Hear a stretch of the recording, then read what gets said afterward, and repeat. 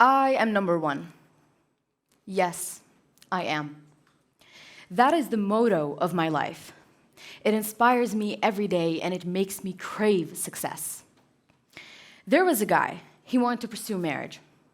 So he took out a piece of paper and he started writing down all the characteristics he wanted in a girl.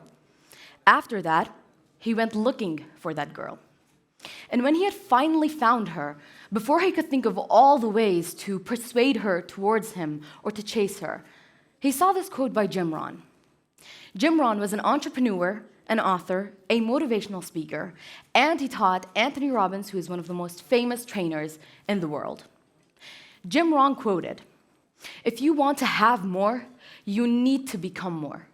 Success is not something you pursue, because what you pursue will elude you. It can be like trying to chase butterflies.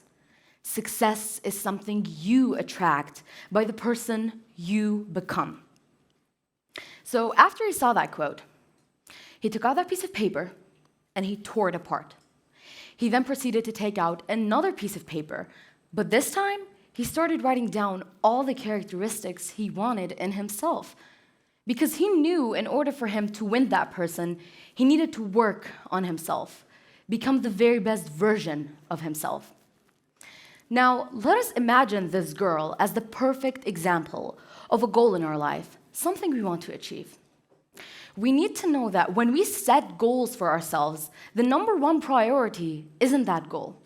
It doesn't matter how big it is or how difficult it can be to reach. I am the number one priority. It's all about how much I work on myself, how many characteristics I need to have and build in order for that goal to take me in order for that goal to be satisfied with me. The more I work on myself, the more goals that come my way. And that is the lesson that we learn from this important story. I am number one, not my goals, not success. I came across another story. An under-19s football team of a club was having their final match. One of the players gets injured, so the coach decides to ask a player from the under-16s team to fill in his spot. Now this shocked him, because he knew he wasn't old enough to play for that team. And he told himself, if I wasn't the best player sitting on these benches, the coach wouldn't have picked me. So when he started playing, he played so well to the point where he was unstoppable. To the point where the coach of the other team starts yelling at his players to block his way and not let him score a goal, which made him even more confident. And he managed to score a goal.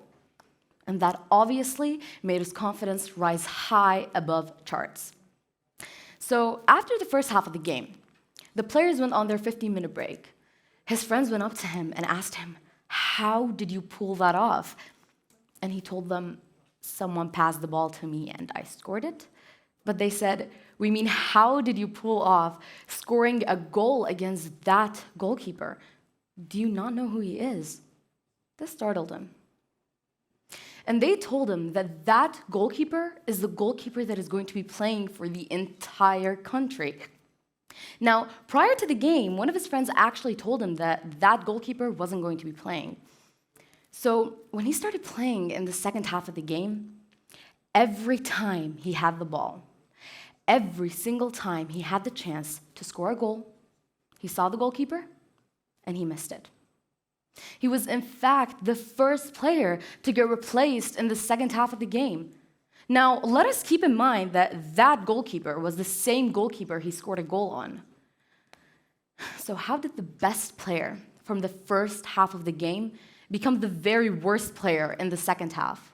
Was it because he was tired, or maybe he wasn't hydrated enough, didn't have enough fuel, or he was physically and emotionally drained? Or I suppose we could even say he was injured? Yeah, okay. Now, hear me out. How about because he believed in himself in the first half of the game? He acknowledged his power and his potential. And in the second half, he didn't believe in himself much, and he wasn't that confident. Now, let us imagine this goalkeeper as a struggle that we have to face, or a problem that we have to deal with. If the problem is big, then so be it. And if the struggle is hard to endure, then so be it once again.